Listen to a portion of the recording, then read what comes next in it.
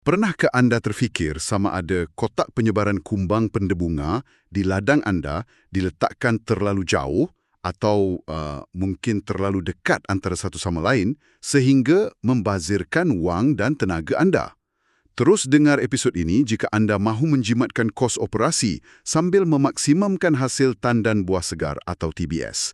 Di penghujung episod ini, kami akan mendedahkan satu jarak spesifik yang terbukti secara saintifik memberikan berat tandan yang paling maksimum untuk ladang anda. Selamat datang ke episod podcast ini yang dibawakan oleh AGS Agriculture Global Solutions, rakan kongsi anda untuk amalan perladangan yang lebih baik di Malaysia. Topik yang sangat penting hari ini, terutamanya untuk poket pekebun. Ya, betul. Hari ini, mari kita bincangkan sebuah kajian baharu yang diterbitkan pada tahun 2026 dari Akademi Komunitis Perkebunan Yogyakarta, Indonesia.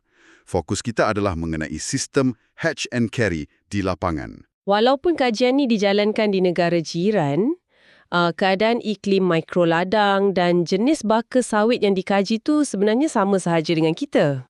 Termasuklah profil biologi serangga Elidiobius cameronicus atau E. cameronicus tu kan? Tepat sekali. Persamaan ni menarik selari yang sangat jelas.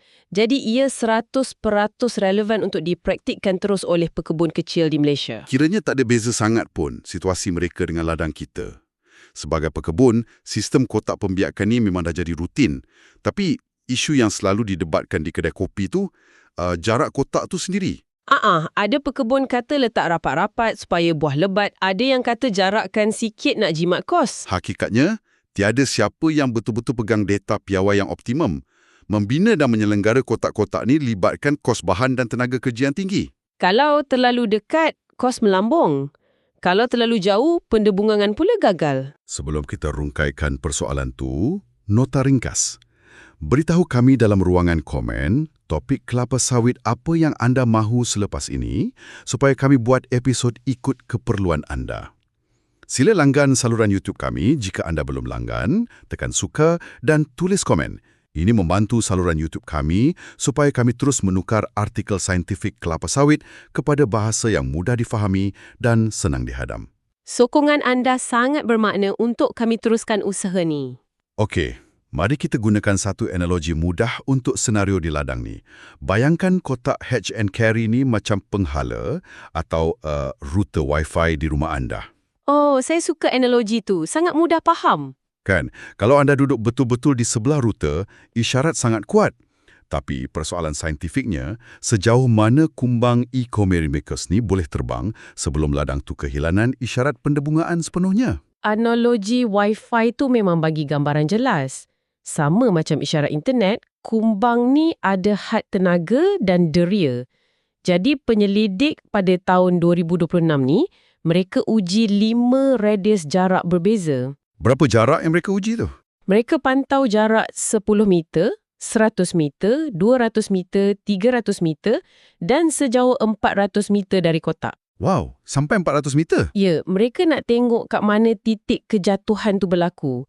Dan sebagai penanda aras, penyelidik bandingkan hasil ni dengan teknik pendebungaan berbantu. Pendebungaan berbantu ni yang pekerja sembur debunga fizikal terus ke bunga betina tu kan? Macam sambung kabel internet terus ke komputer. Betul. Isyarat memang dijamin sampai. Tapi cuba bayangkan, kos nak bayar pekerja untuk jalan merata ladang dan sembur secara manual. Sangat leceh dan membebankan aliran tunai pekebun. Itulah sebabnya kita sangat bergantung pada pekerja percuma kita, iaitu kumbang E. cameronicus ni. Kita nak mereka buat kerja tu secara semula jadi. Jadi persoalan besarnya, bilakah kumbang ni mula ponteng kerja? Adakah pada jarak 300 meter tu mereka kehabisan tenaga atau angin tolak mereka ke tempat lain? Kedua-duanya sekali menyumbang. Tapi punca utamanya adalah cara sistem navigasi kumbang ni berfungsi. Secara biologi, E. cameronicus ni bergantung pada deria bau. Maksudnya bau bunga betina dan jantan tu ya? Ya, bunga tu keluarkan bau khusus, macam bau bunga lawang. Kumbang akan terbang ikut corong bau tu.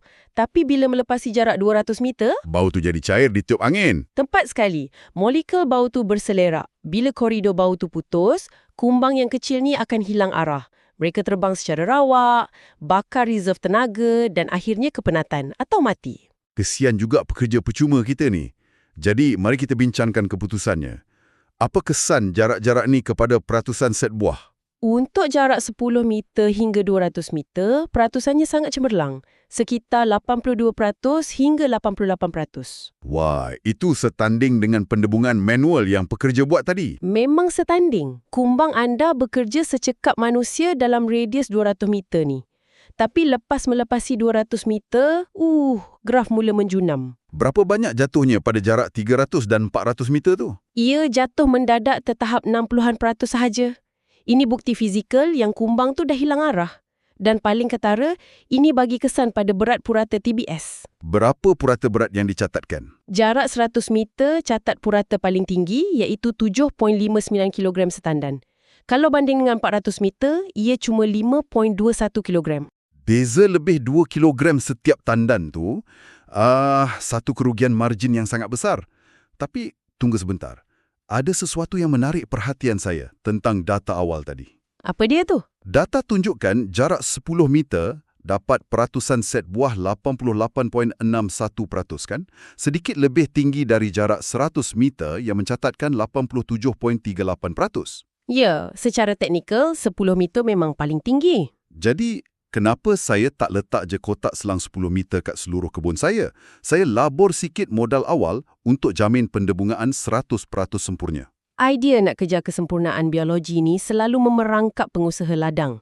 Sekilas pandang memang nampak bagus, tapi kita kena tengok pada logik ekonomi. Dari segi kos pekerja lah ni. Ya, bayangkan ladang berkeluasan 10 hektar. Letak kotak setiap 10 meter, maknanya anda kena bina ratusan kotak. Pekerja kena buat rondaan rutin, potong bunga jantan, letak dalam kotak. Oh, ya. Kena periksa semut dengan labah-labah lagi kan? Betul tu. Kos upah penyelenggaraan akan meningkat secara eksponen. Berhabis ribuan ringgit dan tenaga buruh untuk peningkatan hasil cuma 1% tu tak berbaloi langsung. Kalau fikir balik, memang rugi. Jadi jarak 100 meter ni lah dia sweet spot atau titik optimumnya. Tepat.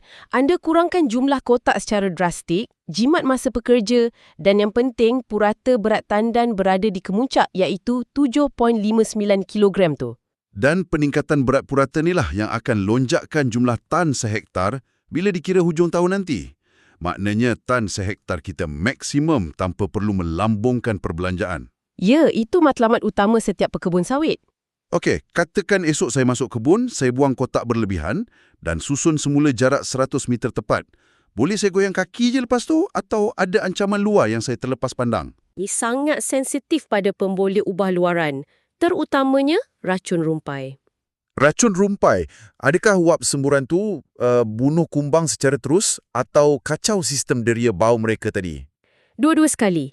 Pertama, wap kimia dari racun yang ditiup angin tu boleh menyalut antena halus kumbang. Antena ni hidung mereka. Jadi bila tersalut kimia, mereka terus buta bau lah ya? Betul. Mereka tak boleh bau bunga lawang tu lagi dan terbang melilau. Kedua, racun kimia ni toksik tinggi pada mikroorganisme. Sentuhan sisa racun boleh lumpuhkan sistem saraf kumbang. Maknanya ia akan bunuh terus generasi baru yang baru nak menetas dari kotak tu?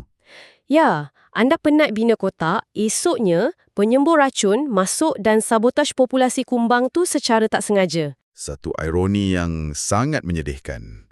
Sekadar tambahan, senario ni juga mengingatkan kita betapa pentingnya mengawasi bahan kimia di ladang.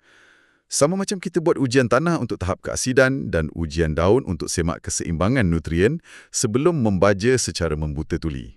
Ya, pantau input bahan kimia tu sangat penting untuk ekosistem ladang secara keseluruhan. Jadi, memandangkan kita dah faham sains di sebaliknya, apa langkah tindakan untuk pendengar kita buat esok di ladang? Tindakan esok sangat lurus ke harapan. Pertama, bawa pita pengukur atau guna GPS di telefon anda. Semak jarak antara kotak hatch and carry anda. Pastikan ia dalam lingkungan radius 100 meter hingga 200 meter kan? Betul. Jangan bazirkan wang, letak terlalu rapat dan jangan ambil risiko letak lebih jauh dari 200 meter. Dan tindakan kedua, semestinya tentang amalan semburan racun rumpai. Tepat. Semak semula cara kerja pasukan penyembur racun. Arahkan mereka turunkan tekanan muncung bila berada berhampiran kotak. Halakan muncung rapat ke bumi. Seeloknya jangan sembur masa angin kuat. Dan jadualkan semburan di kawasan tu pada waktu petang kan? Ya, sebab waktu petang, aktiviti penerbangan kumbang dah mula berkurangan. Langkah ni pastikan kumbang E. cameronicus anda terus subur dan bekerja keras untuk ladang. Tindakan mudah, tapi ia mengubah cara kita menguruskan estet harian. Sebelum kita berundur, saya ada satu pemikiran provokatif untuk pendengar.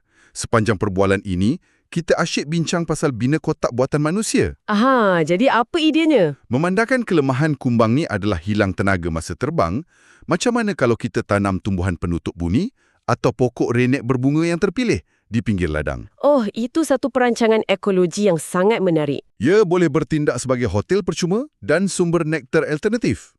Kumbang yang kepenatan boleh singgah berehat, cas tenaga, tanpa pekebun perlu tambah kotak pada masa depan.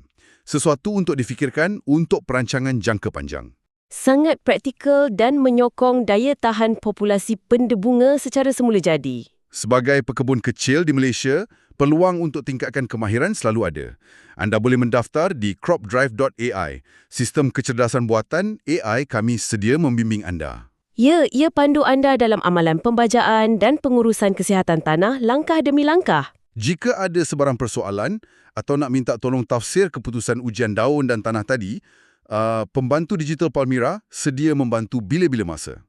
Sistem ini dibina oleh pasukan pakar antarabangsa secara khusus untuk pekebun kecil. Ia jadikan platform ni sangat unik di dunia dengan kos yang jauh lebih rendah daripada mengupah perunding perladangan swasta. Betul, sertai ratusan pekebun kecil di Malaysia yang sudah mula menggunakan CropDrive untuk menaikkan pendapatan dan menurunkan kos operasi mereka.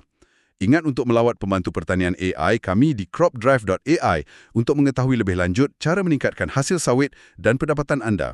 Terima kasih kerana mendengar.